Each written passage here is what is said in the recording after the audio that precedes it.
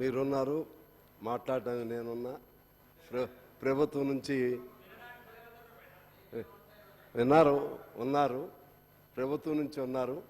అలాగే శ్రీధర్ బాబు గారికి తప్పనిసరి పరిస్థితుల్లో ఆయన రిప్రజెంటేటివ్గా ఆయన ఉన్నారు. అందరూ ఉన్నాం, కొంతమంది లేరు. తప్ప అందరూ ఉన్నారు అంటారు.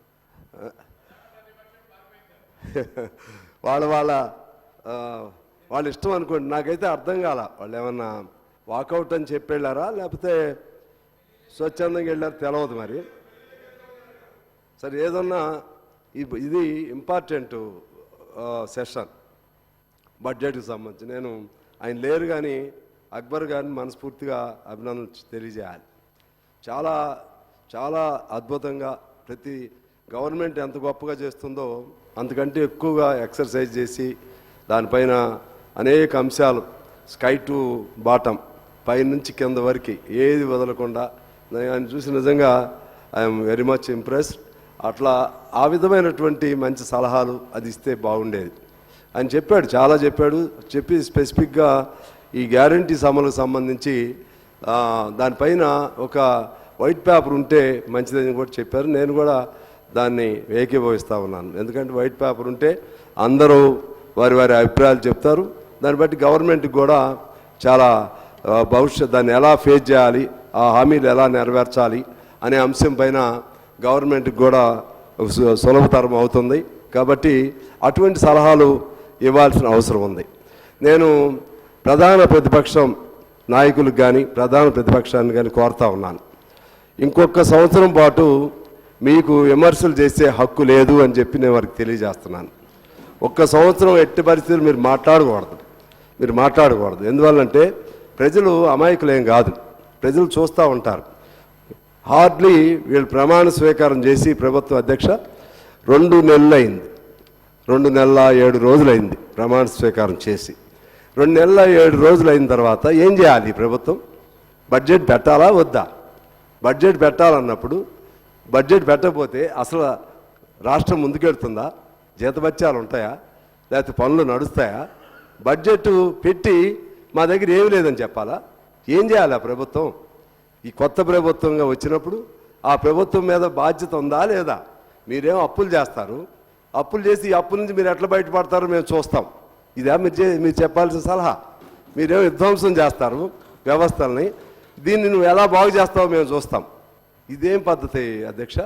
ఇది న్యాయం కాదు. ప్రజలు అమాయకులేం కాదు, చూస్తూ ఉంటారు. మనం ఇవాళ ఆదుర్దాబడి అసహనంతో ఎక్కువ మాట్లాడినా, ఎక్కువ శాపనార్థాలు పెడితే మన ఒంటికి మంచిది కాదు, మనకి మంచిది కాదు, సమాజానికి మంచిది కాదు. శాపనార్థాలు పెట్టే ఎవరైనా సదుద్దేశం లేని వాళ్ళు ఎవరైనా ఉంటే ప్రజలు మళ్ళీ మంచి తీర్పిస్తారు. ప్రజల్ని గమనంలో పెట్టుకోవాలి. మీరు మీ ఇష్టం వచ్చిన పద్ధతుల్లో అప్పులు చేస్తారు, ఆ అప్పులు మీరు ఎలా తీరుస్తారు? మరి చేయాలి కదా, వాళ్ళు ఏదో ఒకటి చేయాలి. చేశారు. మీరు చేసిన పద్ధతుల్లో 2,90,000 కోట్లు పోయినసారి 23-24 బడ్జెట్లో పెట్టారు.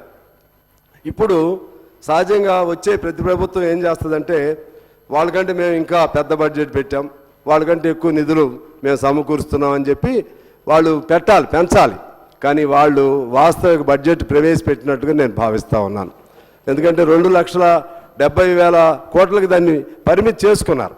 పరిమితి చేసుకోవడం అంటే అర్థం ఏంటంటే వాస్తవికతను ప్రాతిపదికగా చేసుకుని దాన్ని డెవలప్ చేసుకోవాలనే ఉద్దేశంతో ఆ బడ్జెట్ని పెట్టినట్టుగా మేము భావిస్తున్నాం అధ్యక్ష. రెండోది, దాంతోపాటు ఈ నిన్న మీటింగ్ సంబంధించి మేమందరం కూడా వెళ్ళాం అధ్యక్ష. తప్పేంటి అంటే ఏదన్నా అక్కడ 1,00,000 కోట్ల రూపాయలు బడ్జెట్తో ఉన్నటువంటి కాళేశ్వరం దెబ్బతింది, చూసి రావటం నేరమా? వారిని తిడుతున్నారు, వెళ్ళిన వాళ్ళందరూ కూడా తిడుతున్నారు. అందులో అన్పార్లమెంటరీ పదాలు పెద్ద స్థాయిలో వాళ్ళు. ఇది గౌరవప్రదం కాదు, వారికి మంచిది కాదు, మాకు మంచిది కాదు, మన తెలంగాణ సమాజానికి రాష్ట్రానికి అంతకంటే మంచిది కాదు. ఎందుకంటే నేను ఎక్కువ చెప్పలేను. ఎవరైనా సరే మీకు మంచి ఆలోచన ఉంటే ఏం చెప్పాలంటే జరిగింది. శ్రీహరి గారు బాగానే చెప్పారు, మంచిగానే శ్రీహరి గారు చెప్పారు. దాన్ని మళ్ళీ కంటిన్యూ చేస్తారా లేకపోతే ఏ పద్ధతిలో చేస్తారు? సరే, ఆయన 2, 3 పిల్లర్స్ ఏదో చెప్పారు. ఏదున్నా కానీ ఆ మేడిగడ్డ నుంచే కదా నీళ్ళు వెళ్లాల్సింది. మేడిగడ్డ బాగా అవ్వకుండా నీళ్ళు వెళ్ళవు. మేడిగడ్డ లాంటి టెక్నాలజీయే సుందిళ్ళ కానీ మన ఇంకో బ్యారేజ్ కానీ ఆ మూడు కూడా అదే పద్ధతుల్లో సేమ్ టెక్నాలజీ అని చెప్పి ఇంజనీర్లు కూడా చెప్తున్నారు. ఇసుకది ప్రాబ్లం అని చెప్పి చెప్తున్నారు. అందువలన దాన్ని స్టడీ చేయాలి కదా. స్టడీ చేసి ఆ పద్ధతుల్లో చేయకుండా మేడిగడ్డ లేకుండా కాళేశ్వరమే లేదు. ఇవాళ మేడిగడ్డకే ప్రమాదం వచ్చింది చూసి రావటం. నిన్న ముఖ్యమంత్రి గారిని నేను అభినందిస్తున్నాను. నేను వాస్తవంగా వేరే అందరూ వెళ్తున్నారు కదా, నాకు జనరల్ అవగాహన ఉంటుంది కదా, వేరే పనికి వెళ్దాం అనుకున్నా. ఎందుకో అయినా మంచిది అనిపించింది. కొంతమంది వెళ్ళొద్దు అనుకుంటుంటే నన్ను కూడా ఆ ఖాతాలో వేస్తారేమో అని చెప్పి నేను వెళ్ళటం మంచిదైంది. వెళ్ళటం వలన చాలా విషయాలు తెలిసినాయి. స్పెసిఫిక్గా స్పష్టంగా చూసాం. ఇవాళ వారికి ఏదన్నా మంచి ఆలోచన ఉంటే వారు ఏం చేయాలంటే ఈ కాంగ్రెస్ చెప్పిందనా సిపిఐ పార్టీ మాట్లాడిందని ఆ పద్ధతులు అవసరం. నిన్న చాలామంది పాత్రికేయులు 100 మంది అక్కడికి వచ్చారు. వాళ్ళని ప్రైవేట్ టాక్గా మాట్లాడమని చెప్పండి. వాస్తవం ఏంటో వాళ్ళు చెప్తారు. దాన్ని గేంకరించటం లేకపోతే ఇంకో పద్ధతిలో మాట్లాడటం ఇది కరెక్ట్ కాదు. ఇవాళ ఎందుకు మేము అప్పులు ఎందుకు చేశాం అంటే ఆస్తులు అంటారు. ఏం ఆస్తులు మీరు కూడగట్టారండి? కాళేశ్వరం లాంటి ఆస్తులు కూడగట్టారా? కాళేశ్వరం లాంటి ఆస్తులు అది వ్యక్తిగతమా, సమాజపరమా, లేకపోతే రాష్ట్రానికి ఉపయోగమా, రాష్ట్ర ప్రజలకు ఉపయోగమా? నీకు మొత్తం పేద ప్రజలు కట్టిన శిస్తులన్నీ లేకపోతే మన పేరుతో చేసిన అప్పులన్నీ తీసుకెళ్ళి అక్కడ కాళేశ్వరం మీద పెడితే నేను మాట అన్నాను. నేను కాళేశ్వరంలో జరిగిన పగుళ్ళు అది కాళేశ్వరం ప్రాజెక్టు పగుళ్ళు కాదు, తెలంగాణ ప్రజల గుండె పగుళ్ళు అని చెప్పి నేను చెప్పాను. అవును, వాస్తవం అది. ఇది కూడా చూడొద్దండి, చూసి రావద్దా? నువ్వు ఇంకా మంచి ఆలోచన ఉంటే ఓకే, జరిగింది, మీరు విచారణ చేయండి, తప్పు ఎవరిది ఉంటే వాళ్ళపైన మీరు చర్యలు తీసుకోండి. కానీ వెంటనే దాన్ని మరలా ఆ ప్రాజెక్టుని వృధా కాకుండా ఆ ప్రాజెక్టుని వాడుకలోకి ఆచరణలోకి తీసుకురండి అని సలహా ఇవ్వాలి. అటువంటి ఆలోచనే లేదు. అదేవిధంగా ఈ బడ్జెట్కి సంబంధించి ఎన్ని మాటలు అంటే జనరల్గా వింటా ఉంటే అసలు ఏం చేయాలి ఈ ప్రభుత్వం నాకైతే అర్థం కావట్లేదు. ఒక లాజికల్గా ఆలోచన చేసేటప్పుడు మరి ఏం చేయాలి, ఎలా చేయాలి, ముందుకు ఎలా వెళ్ళాలి, దానిపై సలహాలు ఇవ్వండి. దానిపై సలహాలు ఇవ్వకుండా నువ్వు ఎప్పుడు చేస్తావు, నువ్వు నిన్న నువ్వు గెలిచావు కాబట్టి తొందరగా సావాలి, నువ్వు సస్తే ఆ కుర్చీలో మేము కూర్చోవాలి, ఈ ఆలోచనలు చేయకూడదనేది నా అభిప్రాయం అధ్యక్ష. ఎందువల్లంటే మేము మన కరీం శ్రీహరి గారు చాలా చెప్పారు. దానికి పారామీటర్స్లో తెలంగాణ ఎలా ముందుంది, ఎలా తెలంగాణ గత 10 ఏళ్లలో ఎలా ముందుంది అన్నీ కూడా చాలా అంశాలు వారు చెప్పారు. నేను అదే పద్ధతిలో నేను మాట చెప్తాను. ఒక నీతి ఆయోగ్ తీసినటువంటి రిపోర్ట్ ప్రకారంగా మనం జాతీయ బహుముఖ పేదరికంలో 18వ స్థానంలో మన తెలంగాణ ఉంది. పౌష్టికాహార లోపం, పోషణ లోపం 31వ స్థానంలో మనం ఉన్నాం. సెంటుకుంట ఆస్తి కూడా లేనటువంటి వాళ్ళు ఉన్నటువంటి దానిలో 12.79% ఉన్నాం. పాఠశాల విద్యలో 23వ స్థానంలో మనం ఉన్నాం అధ్యక్ష. లెర్నింగ్ నేర్చుకునే విధానంలో 12వ స్థానంలో మనం ఉన్నాం. యాక్సెస్ 19వ స్థానంలో ఉన్నాం. మౌలిక వసతుల కల్పనలో 21వ స్థానంలో ఉన్నాం. ఈక్విటీలో 26వ స్థానంలో ఉన్నాం. గవర్నెన్స్ ప్రాసెస్లో 26వ స్థానంలో ఉన్నాం. ఒక హెల్త్ పెర్ క్యాపిటా ఆ రెండు మాత్రం 6 స్థానంలో ఉన్నాం. మరి వీటన్నిటికీ ఏం చెప్తారండి? ఈ 10 ఏళ్ల కాలంలో మేము చాలా చేసామన్నారు కదా. అసలు పేదరికంలోనే మనం 18వ స్థానంలో ఉన్నాం. పెర్ క్యాపిటా ఉంది 6వ స్థానం. పెర్ క్యాపిటా ఉన్నటువంటి అది మరి పేదరికం ఎందుకు తగ్గించలేదు? పెర్ క్యాపిటా లెక్కలు మన అందరూ తెలుసు, ఎస్జిడిపి జిఎస్డిపి మనకు తెలుసు. ఇవన్నీ పేదవాడి రూపాయి, పెద్దవాడి లక్ష అన్ని కలిసి లెక్కలేసేవి. ఆ లెక్కల్లో కొద్దిమంది డబ్బులే ఇప్పుడు పెర్ క్యాపిటా ఉంది సార్. పెర్ క్యాపిటాలో నాకు 1000 రూపాయలు ఆదాయం వస్తుంది, ఇంకో వాళ్ళకి 1,00,000 వస్తుంది. అన్నీ కలిపి లెక్కేస్తారు. లెక్కేసి యావరేజ్ తీస్తారు. యావరేజ్ తీస్తే అది ఎవరికి ఉపయోగం? లెక్కలుగా చూస్తానికి ఆరోగ్యదాయకంగా అనిపిస్తుంది, కానీ ప్రాక్టికల్గా పేదవాడికి అందుతుందా లేదా అది చెప్పాలి. అది చెప్పకుండా అందుకనే ఈ పేదరికం ఇక్కడ ఇలాగే ఉంది. పేదరికం అలాగే ఉంది. పెర్ క్యాపిటాలో మాత్రం 6th ప్లేస్లో ఉన్నాం మనం. అందువలన మీరు జిఎస్డిపి కూడా అదే పరిస్థితి అధ్యక్ష. జిఎస్డిపిలో కూడా మనం అప్పుడప్పుడు మన జాతీయ జీడిపి కంటే మనం బాగున్నట్టు కనపడతాం. అది దేశంలోనే అదే ప్రాబ్లం, రాష్ట్రంలో కూడా అదే ప్రాబ్లం. ఆ విధంగా ఆ లెక్కలు కేవలం ఆ లెక్కల ద్వారా మనం ధనిక రాష్ట్రమా పేద రాష్ట్రమా ఇటువంటి లెక్కలు వేసి ప్రాక్టికల్గా ఈ రాష్ట్రంలోనూ ఈ దేశంలోనూ పేదవాళ్ళకి అన్యాయం చేసేటువంటి పద్ధతుల్లో ఈ ప్రభుత్వాలు బడ్జెట్లు రూపకల్పనలు ఉన్నాయని చెప్పి నేను భావిస్తూ ఉన్నాను అధ్యక్ష. అదేవిధంగా ధనిక రాష్ట్రమా పేద రాష్ట్రమా దేన్ని బట్టి లెక్కేస్తారు అధ్యక్ష? నాకు పోయినసారి రోసే గారు ఉన్నారు అప్పుడు ఆర్థిక శాఖ మంత్రిగా.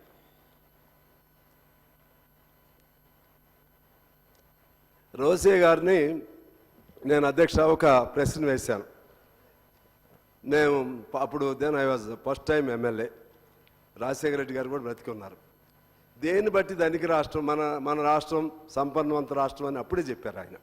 దేన్ని బట్టి సార్ అని అడిగాను. అని రెవెన్యూ సర్ప్లస్ 4 ఏళ్ల నుంచి కంటిన్యూస్గా ఉంది కాబట్టి రాష్ట్రం సర్ప్లస్.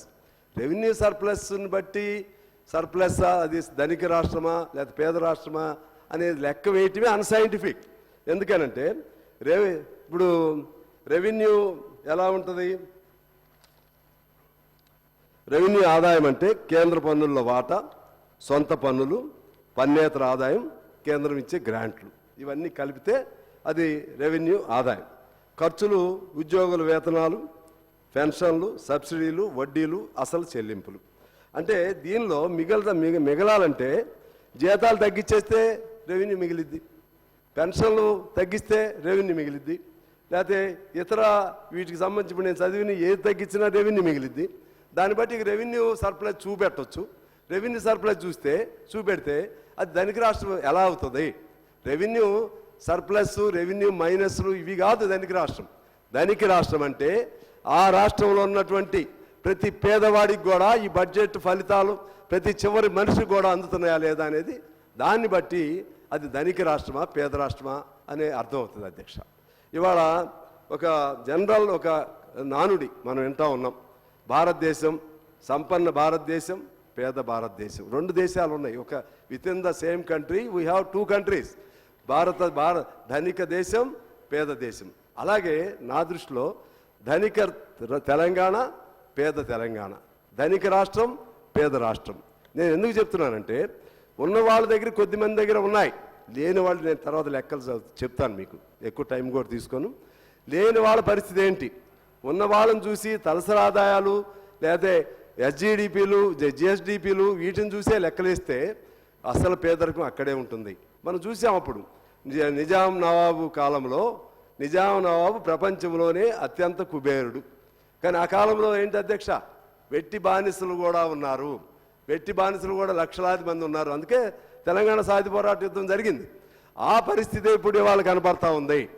ఇవాళ కొత్త రకం నిజాములు ఉన్నారు, కొత్త రకం మాఫియాలు ఉన్నారు, కొత్త రకం జమీందారులు ఉన్నారు, కొత్త రకం జాగీర్దారులు ఉన్నారు. అంతా కొత్త రకం, అంతా మాఫియాల మయం. ఉన్నవాళ్ళ ఆస్తులన్నీ వాళ్ళ దగ్గర ఉన్నాయి. పేదవాడి పరిస్థితి అలాగే ఉంది. కాకపోతే ఇంతకుముందు 2 జతలు బట్టలు వేసుకునేవాడు ఇప్పుడు 4 జతలు బట్టలు వేసుకోవచ్చు. కానీ పేదరికంలో మార్పు లేదు. ఎక్కడి నుంచి మరి ఎట్లా దీన్ని ఎలా ఎలిమినేట్ చేయాలి ఈ పేదరికాన్ని? దానికంటే దానికి కొత్త సిస్టమ్ అవసరం ఉంది. ఇప్పుడు ఇక్కడ మన రాష్ట్రానికి సంబంధించి ఇవాళ ఈ అప్పులు ఉన్నాయి, దీన్ని ఎలా తీరుస్తారు?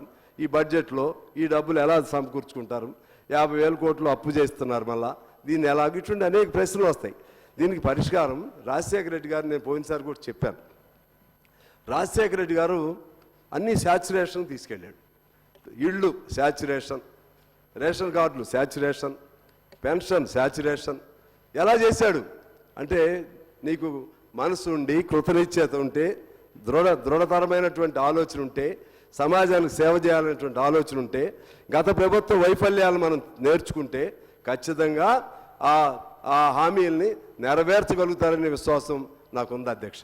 దానికి సంబంధించి నేను నాకున్న దీనిలో ఒక వర్కౌట్ చేయటం జరిగింది. ఎలా చేయగలుగుతారని ఒక నమ్మకం ఉందంటే,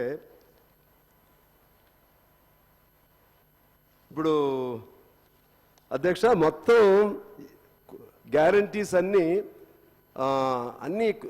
టోటల్గా ఇప్పుడు వీళ్ళు ప్రవేశపెట్టినవి కాదు. కొన్ని కొత్త గ్యారంటీస్ అంటే 2500 మహిళలకి అట్లా ఉండొచ్చు. కానీ ఎక్కువ భాగం ఏంటంటే ఇంతకుముందు ప్రభుత్వాలు నడుపుతున్న వాటి మీద పెంచుతున్నారు. ఇప్పుడు రైతు బంధు ఉంది. రైతు బంధు ఇంతకుముందు 10,000 2 పంటలు కలిపి, ఇప్పుడు 15,000 చేశారు. దాన్ని ఎలా తగ్గించుకోవాలి ఆలోచన చేయాలి. ఇలా నేను కొద్దిగా వర్కౌట్ చేశాను అధ్యక్ష. ఇప్పుడు రేషన్ కార్డులు ఉన్నాయి. రేషన్ కార్డులకు సంబంధించి ఇది మొదటి నుంచి కూడా ఉన్న సిస్టమే. దాని మీద నాకు ఉన్న అంచనాలో నేను కొంతమంది దీని మీద మేధావులతో మాట్లాడిన తర్వాత అందులో కొంత సెంట్రల్ పోర్షన్ కూడా ఉంటుంది. 3-4 వేల కోట్లు అవుతుందనేది నా అంచనా. అలాగే పెన్షన్లు కూడా కొద్దిగా పెరుగుతాయి, గతం కంటే కొద్దిగా పెరుగుతుంది. పెన్షన్లు ఎలా అంటే ఇంతకుముందు 1000 కోట్లు ఉంటే ఈసారి 2000 కోట్లు అవుతుంది, ఎందుకంటే కొద్దిగా అది పెరుగుతుంది కాబట్టి. విద్యుత్ ఉంది. ఇంతకుముందు 100 యూనిట్లు అంటే కొన్ని సెక్షన్లకు 250 యూనిట్లు కూడా ఫ్రీగా ఇచ్చారు షాపులకి, ఇటు చిన్న చిన్న వాటికి. ఇప్పుడు 200 యూనిట్లు చేశారు. అది ఇంతకుముందు 1300 కోట్లు ఉంది, ఇది 2600 కోట్లు అయింది. గ్యాసు అదనంగా 4000 కోట్లు అవుతుంది. బస్సుకు సంబంధించి ఉచిత బస్సు 300 నెలకి 300 కోట్లు మొత్తం కలిపిన 3600 కోట్లు అవుతుంది. ఆరోగ్యశ్రీ గతంలో 1000 కోట్లు ఇచ్చేవాళ్ళు, ఇప్పుడు 10 లక్షలు చేశారు కాబట్టి 2000 కోట్లు అవుతుంది. ఇళ్ళు గతంలో మీరేమి ఇవ్వలేదు, వీళ్ళు ఇస్తున్నారు. ఇచ్చిన లెక్క ప్రకారం చూసినా కూడా 20,000 కోట్లు అవుతుంది. ఇలా లెక్కలేస్తే మహిళలకు సంబంధించి కూడా 2500 ఆ లెక్కను తీస్తే మొత్తం 18 ఏళ్ళు దాటిన ప్రతి ఒక్కళ్ళు అర్హతలో ఉండరు అధ్యక్ష. మహిళల్లో చాలామంది ఉద్యోగాలు చేసుకుంటున్న వాళ్ళు ఉన్నారు. మహిళల్లో చాలామంది వైట్ కార్డు లేని వాళ్ళు కూడా ఉంటారు. అంటే దానికి కూడా ప్రాతిపదిక ఉంటుంది.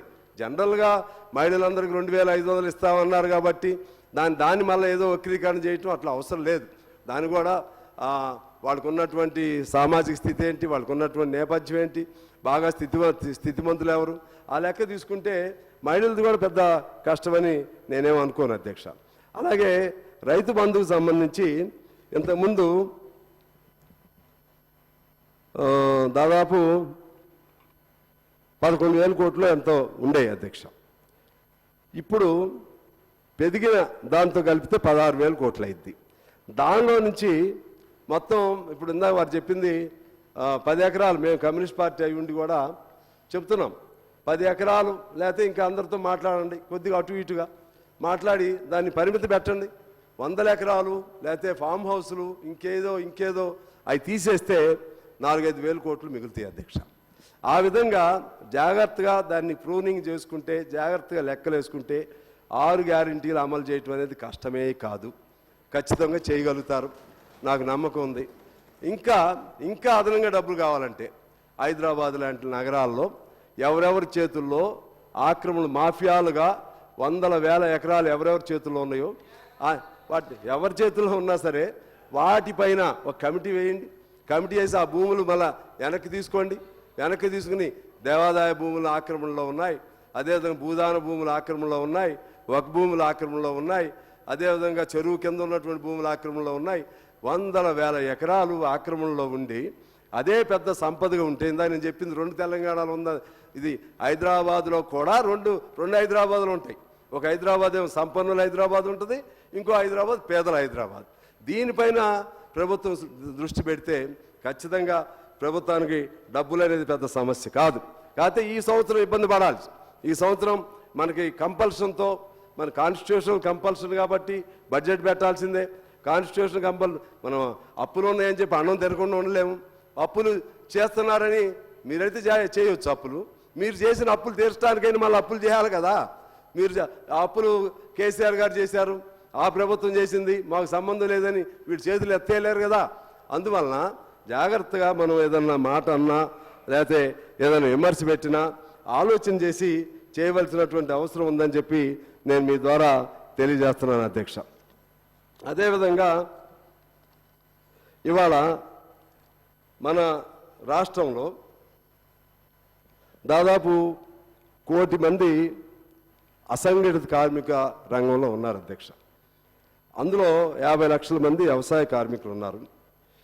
బీడీ కార్మికులు 4,24,000 మంది ఉన్నారు. చేనేత 37,296 ఉన్నారు. గీత కార్మికులు 65,668 మంది ఉన్నారు. కాంట్రాక్టు, అవుట్ సోర్సింగ్ ఈ 2 1,25,000 మంది ఉన్నారు.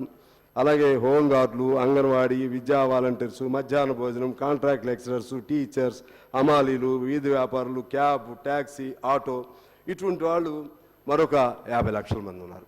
ఏదేమైనా సరే మన రాష్ట్ర జనాభాలో దాదాపు 2 కోట్ల మంది ఈ విధంగా అసంఘటిత రంగం కానీ వ్యవసాయ కూలీలు కానీ ఈ పద్ధతిలో ఉన్నారు అధ్యక్ష. వీళ్ళని ఎలా ఆదుకోవాలనే ఆలోచన చేయవలసినటువంటి ప్రభుత్వం చేయలేదు. ఇప్పుడైనా ఈ కొత్త ప్రభుత్వం ఇప్పటికిప్పుడు ఈ బడ్జెట్ రూపాలను మార్చమని దాని మీద ఎలా బడ్జెట్ కొత్త రకంగా ఎలా తయారు చేయాలి, పర్సన్ సెంట్రిక్ బడ్జెట్ని ఎలా తయారు చేయాలి, ఇది సమయం కాదు. కానీ ఈ కొత్త ప్రభుత్వం కూడా ప్రతి మనిషికి ఆ బడ్జెట్ ఫ్రూట్స్ అందే విధంగా ప్లాన్ చేయాల్సిన అవసరం ఉంది. నా దృష్టిలో ఇవాళ ఒక పర్మనెంట్ ఎంప్లాయీకి by the time of his retirement he will draw some 15,000 to 20,000 rupees per month. కానీ మామూలుగా ఫస్ట్ అదే అంతకంటే ఎక్కువ కష్టం చేసే ఒక హమాలీనో, ఒక ఆటోనో, లేకపోతే ఒక భవన నిర్మాణ కార్మికుడు వాడు 60 ఏళ్ళ తర్వాత మిగిలేదు ఏం లేదు. అందుకని వాళ్ళలాగా ఒక పిఎఫ్ లాగా సిస్టమ్ ఏర్పాటు చేసి ప్రతి దాని మీద కొద్దిగా ఎక్సర్సైజ్ చేయాల్సిన అవసరం ఉంటుంది. పిఎఫ్ లాగా ఒక సిస్టమ్ ఏర్పాటు చేసి వాళ్ళందరూ కూడా వాళ్ళు రిటైర్ అయ్యే టైంకి వాళ్ళకి 10,000 15,000 వచ్చే విధంగా చేయడానికి పెద్ద ప్లాన్ చేసుకోవడం పెద్ద ఇబ్బంది ఏం లేదు. దీనిలో ఇన్సూరెన్స్ కంపెనీలను మనం ఇన్వాల్వ్ చేసుకోవచ్చు. అదేవిధంగా ఆరోగ్యానికి సంబంధించి డిజిటల్ హెల్త్ కార్డు ఇస్తే సిస్టమ్ మంచి ఆలోచన చేశారు. అది కూడా నా దృష్టిలో చాలదు. అందులో కూడా మాకు తెలిసినటువంటి మా దగ్గర మా వాళ్ళు ఉన్నారు, ఇన్సూరెన్స్ కట్టుకున్న వాళ్ళు కార్పొరేట్ వైద్యం తీసుకుంటున్నారు హాయిగా. కాకపోతే సంవత్సరానికి కొద్దిగా ఉంటుంది. ఇన్సూరెన్స్ సిస్టమ్ని ఇన్వాల్వ్ చేయాలి. దానిలో పేదవాడు కొద్దిగా ఎలా అతను ఆ ఇన్సూరెన్స్లో మెంబర్గా ఎలా అవ్వాలి, అందులో ప్రభుత్వంగా మనం ఏం చేయాలి, ఆ వైపుగా కూడా అవేర్నెస్ని పెంచితే ఆరోగ్యం సమస్య కాదు. అదేవిధంగా నెలకి ఎంతో కొంత పర్మనెంట్గా వచ్చే సోర్స్ చూడాలి. మూడోది ఇల్లు ఒకటి ఏర్పాటు చేయాలి. చదువు వైద్యం ఈ 2 ఉచితంగా అంటే ఇప్పటికే దాదాపు 50-60% ప్రభుత్వం చదువులు లేకపోతే హెల్త్ మీద పెడతా ఉంది. కానీ ఇది దాన్ని ఇందాక అక్బర్ గారు చెప్పారు, గత ప్రభుత్వం ఇప్పుడుతోనే అవధిది, ఇప్పుడుతోనే ఈ లెక్కలే కాదు, ఇంకా రాకుండా ఈ కొత్త ప్రభుత్వం తీర్చవలసినటువంటి బాకీలు దాదాపు 50-60 వేల కోట్లకి ఇంకా బాకీలు ఉంటాయి. అవి ఇందులో లెక్కలో రాలా. దాదాపు 5-6 లక్షల కోట్ల రూపాయలు, 5-6 వేల కోట్లు ఫీజు రీయింబర్స్మెంట్ కానీ లేకపోతే స్కూల్స్ కానీ మీరు ఇవ్వాలి. అదేవిధంగా పంచాయతీ వర్కర్స్ గత 3-4 నెలల నుంచి కూడా జీతాలు లేవు, ఇంకా ముందు నుంచి కూడా లేవు అనుకుంటా. ఆ డబ్బులు ఎటుపోయినాయి అంటే అది మీరు ఇచ్చేది కాదు, ప్రభుత్వం ఇచ్చేది కాదు, పంచాయతీలు వాళ్ళ పేరుతో ట్రెజరీలో వేస్తే ఆ డబ్బులు కూడా వాడుకుంటూ ఉన్నారు. పోలీసులకు ఇవ్వాల్సినటువంటి డబ్బులు ఉన్నాయి, ఆ డబ్బులు కూడా ఉన్నాయి. హోంగార్డ్స్కి ఇవ్వాల్సినటువంటి డబ్బులు ఉన్నాయి, అవి కూడా వాడుకున్నారు. మరి ఆ డబ్బులన్నీ మళ్ళీ తీయాలి, చెల్లించవలసిన బాధ్యత మీ పైన వచ్చింది. మీ పైన వచ్చినప్పుడు దాన్ని ఎలా చెల్లించాలి, ఇవన్నీ కూడా కలిపితే చాలా భారమే అవుతుంది. అయినా సరే బాధ్యతగా తీసుకుని ముందుకెళ్లాల్సిన అవసరం ఉంది అధ్యక్ష. అదే పద్ధతుల్లో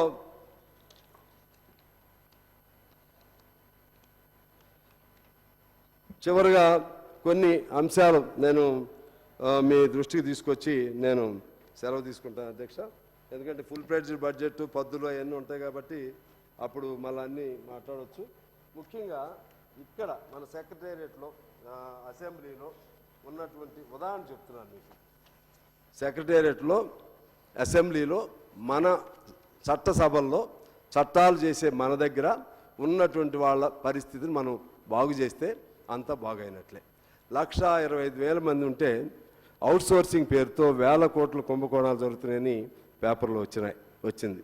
ఎలాగంటే ఈ ఏజెన్సీ సిస్టమ్ వలన అదేదో గవర్నమెంట్ పక్కన ఉన్న ఆంధ్రప్రదేశ్లో అవుట్సోర్సింగ్ కానీ కాంట్రాక్ట్ కార్మికులు కానీ జీతభత్యాలు వాళ్ళే డైరెక్ట్ ప్రభుత్వమే ఇస్తూ ఉంది. ప్రభుత్వం ఇవ్వబడటం వలన మధ్యలో ఉన్నటువంటి ఏజెంట్లు లేకపోతే ఏజెన్సీలు వీళ్ళు తినేస్తున్నారు. దానికి ఉదాహరణ ఇక్కడిదే నేను చెప్తాను. వీళ్ళకి ఓఎస్ అనే ఈ కేటగిరీకి మామూలుగా మనం ఇవ్వాల్సింది 18,759. అతనికి అందుతుంది ఎంత అంటే 13,601 అందుతుంది. మిగిలిన డబ్బులు ఎటుపోయాయంటే మధ్యలో ఉన్న ఏజెన్సీలు లాగేస్తున్నాయి. అదేవిధంగా అసిస్టెంట్ డిఈఓలు వాళ్ళకి 23,449 రావాలి. వాళ్ళకి అందుతుంది 17,014 అందుతూ ఉంది. అలాగే యూడి స్టెనో 27,056 ఇవ్వాలి, వాళ్ళకి అందుతుంది 19,631. అంటే మధ్యలో ఉన్నటువంటి ఆ వ్యవస్థ వలన, దాన్ని ఏం పేరు పెట్టాలో నాకు తెలియదు, కానీ ఆ వ్యవస్థ వలన పేదవాడికి ఇచ్చే జీతాలే తక్కువ, దానిలో కూడా వాడు మింగేస్తున్నాడు. అధ్యక్ష, మీరు ఆలోచన చేయండి, 13,000తో ఎవరైనా ఎట్లా బతుకుతారు? అంటే నేను చెప్పేది ఉదాహరణకి, ఇక్కడ మన కళ్ళ ముందు ఉన్న ఉదాహరణ చెప్తున్నాను. ఎక్కడ చూసినా ఈ అవుట్ సోర్సింగు లేకపోతే ఈ కాంట్రాక్టులు, ఈ సిస్టమ్ కాంట్రాక్ట్ కార్మికులు సిస్టమ్ పెట్టుకుంటే భవిష్యత్తు ఇటువంటి పరిస్థితులు ఎలాగే ఉంటాయనేది నేను మీకు మనవి చేస్తూ, ఆఖరిగా నేను అనేది ఏంటంటే, డబ్బులు కావాలి, ఎలా కావాలి, ఎక్కడి నుంచి వస్తాయి? చాలామంది ఎగతాళి చేస్తున్నారు. పెద్దలు కేంద్రంలో ఉన్న ప్రధానమంత్రి దగ్గర నుంచి మన రాష్ట్రంలో ఉన్నటువంటి బాగా మేధావులు అనుకునేటువంటి వాళ్ళు దీన్ని పేదవాడికి ఏదైనా సబ్సిడీలో సహాయం చేస్తే రేవడీ కల్చర్ అంటున్నారు. పేదవాడిని పెంచి పోషిస్తున్నారు. ఈ రాష్ట్రం ఇది బతకదు, ఈ రాష్ట్రం దివాళా తీస్తుంది, ఇటువంటి భాష వాడుతూ ఉన్నారు. అధ్యక్ష, వాస్తవం ఏంటి అనేది మనం తీసుకుంటే, పేదవాడి జిఎస్టీ దాదాపు 18 లక్షలు ఉంటే, 18 లక్షల కోట్లు ఉంటే, అందులో కేవలం 3% సంపన్నులు 3% మాత్రమే సంపన్నులు కడుతున్నారు. మిగిలినంతా కూడా పేదవాడు కట్టేటువంటి జిఎస్టీయే. పేదవాడు, మధ్యతరగతి, లేకపోతే బిలో యావరేజ్ వాళ్ళు, లేకపోతే అబోవ్ యావరేజ్ వాళ్ళు, వీళ్ళు కట్టే డబ్బులేవి. మరి ఆ డబ్బులన్నీ మళ్ళీ ఎటుపోతున్నాయి? ఆ డబ్బులన్నీ సంవత్సరానికి 5 లక్షల కోట్లు, 10 లక్షల కోట్లు పెద్ద పెద్ద కంపెనీలకి వాళ్ళకేం రాయితీలు ఇస్తున్నారు. పేదవాడికి కొద్దిగా ఇదేదైనా గ్యారంటీ ఇస్తే ఈ రాష్ట్రాన్ని దివాళా తీస్తున్నారు, పేదవాడిని దివాళా తీస్తున్నారు. అందువలన అధ్యక్ష, ఇది సంపద పన్ను అనేది మన చేతుల్లో లేకపోయినప్పటికి కూడా, అది కేంద్రంలోదే అయినప్పటికి కూడా, అవసరం అనుకుంటే మన నుంచి కూడా ఇప్పుడు ఆక్స్ఫామ్ నివేదిక ప్రకారంగా 1% ప్రజల చేతుల్లో 45.5% సంపద ఉంటే, 10% ప్రజల చేతుల్లో 80% సంపద ఉంది, 50% ప్రజల చేతుల్లో కేవలం 3% మాత్రమే సంపద ఉంది. అందువలన ఈ పెద్ద పెద్ద సంపన్న పనుల పైన ఎంతో కొంత కొన్ని దేశాల్లో ఆ సిస్టమ్ ఉంది.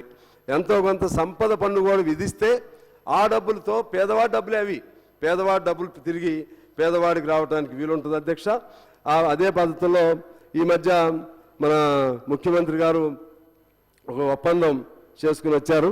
దానికి సంబంధించి కూడా కొద్ది జాగ్రత్తగా, ఎందువల్లంటే అక్కడ దావోస్లో వరల్డ్ ఎకనామిక్ ఫోరంలో జరిగేటువంటి దానిలో 40,000 కోట్లు ఒప్పందం చేసుకున్నట్లుగా మనం పేపర్లో చదివాం, మీ అందరికి కూడా తెలిసిందే. కొద్దిగా ఆ అప్పులు తీసుకునే దగ్గర జాగ్రత్తగా లేకపోతే మన రాష్ట్రాన్ని మింగేస్తారు వాళ్ళు. సరే, పెట్టుబడులు అని దానికి చాలా కండిషన్లు. సారీ, నేను అప్పు అన్నాను, అప్పు కాదు, పెట్టుబడులే చాలా పెట్టుబడులకు సంబంధించి వాళ్ళు చాలా విషమ కండిషన్లు పెడతా ఉంటారు. కొద్దిగా జాగ్రత్తగా ఉండాలని చెప్పి నేను కోరుతా ఉన్నాను. అధ్యక్ష, అలాగే అంతిమంగా మా శ్రీధర్ గారు కూడా ఇక్కడ ఉన్నారు. నేను చెప్పిన ఆ సూచనని ఖచ్చితంగా ప్రతి ఒక్కడికి ఏదో ఫండ్ చివరిలో అందే విధంగా మీరు ఈ సామాన్య అసంఘటిత రంగ కార్మికులు, పేదవాళ్ళు, ఇటువంటి వాళ్ళకు కూడా, అమాలీలు లేకపోతే ఇట్లా పేదవాళ్ళు, వాళ్ళకు కూడా వాళ్ళ 58 ఏళ్ళు 60 ఏళ్ళు నిండినాక ఎంతో కొంత వాడి చేతుల్లో పర్మనెంట్గా వచ్చే ఆదాయం, అది పెద్ద ఇబ్బంది కూడా కాదు. మనం ఇన్సూరెన్స్ కంపెనీలతో మాట్లాడుకోవచ్చు, ప్రావిడెంట్ ఫండ్ సిస్టమ్ ఏర్పాటు చేసుకోవచ్చు. ప్రభుత్వం కొంత షేరు, అతనిది కొంత షేరు, లేకపోతే ఉపాధి కల్పించేటువంటి వాళ్ళ షేరు, ఈ 3 షేర్లు కలిపితే ఖచ్చితంగా ప్రతి ఒక్కరు కూడా హ్యాపీగా ఉంటారని చెప్పి తెలియజేస్తూ, ఈ ఇందాక అక్బర్ గారు చెప్పినట్లుగా జీవో 310 ఆంధ్ర తెలంగాణలో పనిచేస్తున్న ఉద్యోగులు, ఇటు మన తెలంగాణకు సంబంధించిన వాళ్ళు అక్కడ ఇబ్బంది పడుతున్నారు, అక్కడ వాళ్ళు ఇక్కడ ఉండి ఇబ్బంది పడుతున్నారు. ఇది గౌరవ మంత్రి గారు దీన్ని గమనంలో తీసుకోవాలని కోరుతున్నాను. ఎందుకంటే చాలా కాలం నుంచి ఈ 2 రాష్ట్రాలు విడిపోయిన తర్వాత దగ్గర నుంచి కూడా ఇబ్బంది పడుతున్న వాళ్ళు ఉన్నారు. అదేవిధంగా ఉస్మానియా రీసెర్చ్ స్టూడెంట్స్ ఫీజులు 2000 నుంచి ఒక్కసారి 1,25,000 పెంచారు. వాళ్ళకి ఫెలోషిప్లు కూడా బంద్ చేశారు. దాన్ని కూడా గమనంలో తీసుకోవాలని చెప్పి నేను కోరుతున్నాను. అదేవిధంగా గ్రంథాలయ సంస్థలో ఉద్యోగ నియామకాలు పూర్తిగా బంద్ అయిపోయాయని చెప్పి వాళ్ళందరూ రిప్రజెంట్ చేశారు. దాన్ని కూడా గమనంలో తీసుకోవాలి. నాగార్జున యూనివర్సిటీలో డిస్టెంట్ ఎడ్యుకేషన్ చదివినటువంటి వేలాది మంది డిగ్రీలని గుర్తించట్లేదని చెప్పి చెప్తా ఉన్నారు. అది సీరియస్గా ముఖ్యంగా మన తెలంగాణ సంబంధించిన వాళ్ళు కూడా అనేక మంది అక్కడ చదువుకున్నారు. వాళ్ళ చదివిన చదువుకి ఆ డిగ్రీలకి గుర్తింపు లేకపోతే వాళ్ళ జీవితం వృధా అవుతుంది. దాని మీద కూడా ప్రభుత్వం ఆలోచన చేయాలని కోరుతున్నాను. అలాగే ఉద్యమ కాలంలో మనకి చాలా కేసులు పెట్టారు. నాకు తెలిసి ఉద్యమ కాలంలో పెట్టిన కేసులు ఇంకా ఎత్తివేయలేదు అందరిపైన. తెలంగాణ ఉద్యమ కాలంలో కానీ లేకపోతే ఈ మధ్య కాలంలో గత ప్రభుత్వం కాలంలో కానీ ఆ ఉద్యమ కాలంలో పెట్టిన కేసులు ఎత్తివేయాలి. అదేవిధంగా అక్కడ రైతు ఉద్యమాలు ఢిల్లీలో జరిగితే దానికి సంఘీభావం తెలియజేస్తే వాళ్ళపైన కూడా కేసులు పెట్టారు. అవన్నీ కూడా ఈ ప్రభుత్వం ఆలోచన చేసి ఆ కేసుల్ని నుంచి విముక్తి చేయాల్సిన అవసరం ఉంది. అదేవిధంగా అగ్రి గోల్డ్ అనేది ఒక పెద్ద స్కామ్. ఇది పెద్ద జనాల్ని 95లో ప్రారంభించబడి 4 రాష్ట్రాల జనాల్ని దోపిడీ చేసినటువంటి పెద్ద స్కామ్తో కూడినటువంటి సంస్థ అది. తెలంగాణ, ఆంధ్రప్రదేశ్, తమిళనాడు, కర్ణాటక రాష్ట్రాల్లో దాదాపు 5,000 కోట్ల రూపాయలు ఆ సంస్థ వసూలు చేసింది. మన తెలంగాణ నుంచే 5 లక్షల మంది, ఎందుకంటే ఆ సంఘం నేను కూడా దానికి గౌరవ అధ్యక్షుడిగా ఉన్నాను. 5 లక్షల మంది తెలంగాణ సంబంధించిన ఉన్న అందులో మా ఖమ్మం జిల్లా వాళ్ళు చాలామంది ఉన్నారు. 500 కోట్ల డిపాజిట్లు వెళ్ళి ఉన్నాయి. అందువల్ల నేను ప్రభుత్వాన్ని కోరుతున్నాను. కొంతమంది ఆత్మహత్యలు కూడా చేసుకున్నారు మధ్యలో ఉన్నటువంటి ఏజెంట్స్ వాళ్ళు. ప్రభుత్వాన్ని నేను కోరుతున్నాను, వాళ్ళ ఆస్తుల్ని ఇమీడియట్గా జప్తు చేసుకుంటే 1000 కోట్ల పైన ఉన్నటువంటి ఆస్తులు అవి. కోర్టు కూడా తీర్పు ఇచ్చింది. వాళ్ళు ఖచ్చితంగా వాళ్ళందరికీ క్లియర్ చేయాల్సిన అవసరం ఉంది. లేకపోతే అటువంటి ఆస్తులు కూడా స్వాధీనం చేసుకునే అవకాశం ఉండే విధంగా కోర్టు కూడా తీర్పు ఇవ్వడం జరిగింది అధ్యక్ష. అదేవిధంగా పోడు కేసులు కూడా, పోడు భూముల పోరాటాలు, వీటి మీద కూడా అనేక మంది మేమందరం కూడా ఇన్వాల్వ్ అయ్యి ఉన్నాం. అనేక మంది మీద కేసులు ఉన్నాయి. ఆ కేసులు కూడా ఎత్తివేయాలి. పేదల ఇళ్ల స్థలాలకు సంబంధించి కూడా నేను గత పర్యాయం కూడా చెప్పాను. నా మీద కూడా 4 కేసులు ఉన్నాయి. నా మీద ఉన్నా పర్లేదు, కానీ పేదల మీద ఉన్నటువంటి కేసులు, ఇళ్ల స్థలాల కోసం వాళ్ళు పోరాటం చేసేటప్పుడు పెట్టిన కేసులు కూడా ఎత్తివేయాల్సినటువంటి అవసరం ఉంది అధ్యక్ష. అదే పద్ధతుల్లో మన ఎన్నికల ముందు కాంగ్రెస్ పార్టీ కూడా ఒక హామీ ఇచ్చింది. శెట్టి బలిజ, తూర్పు కాపు లాంటి పేరుతో ఒక 26 కులాలు ఉన్నాయి. ఆ కులాలకి అంతకుముందు వాళ్ళకి బీసీ సర్టిఫికెట్లు ఇచ్చేవాళ్ళు. ఆ మధ్యకాలంలో గత ప్రభుత్వ కాలంలో వాటిని బీసీల కింద ఇవ్వకుండా వాళ్ళ కులం అనేదే వాళ్ళకున్న రైట్ ఎలిజిబిలిటీ లేకుండా చేయటం జరిగింది. దానిపైన కాంగ్రెస్ పార్టీ కూడా వాళ్ళకి హామీ ఇవ్వటం జరిగింది గత ఎన్నికల ముందు. దయచేసి ప్రభుత్వాన్ని సీరియస్గా గమనంలో తీసుకుని శెట్టి బలిజ, తూర్పు కాపు, ఇంకా అనేక పేర్లతో 26 కులాలు ఉన్నాయి. వాళ్ళందరికీ కూడా వాస్తవ ప్రాతిపదిక పైన కుల సర్టిఫికెట్లు ఇవ్వాల్సిన అవసరం ఉందని నేను కోరుతా ఉన్నాను. అలాగే ఇందా నేను ప్రస్తావన చేసినట్టుగా పోలీసులకు డిఏలు అలాగే వాళ్ళకి రావాల్సిన ఇతర బకాయిలన్నీ ఆగిపోయి ఉన్నాయి. పంచాయతీ కార్మికులు కూడా రేపు సమ్మక్క సారకు కూడా మాకు డబ్బులు లేవని వాళ్ళు అడుగుతున్నారు. హోంగార్డులు ఇటువంటివన్నీ కూడా జరుగుతూ ఉన్నాయి.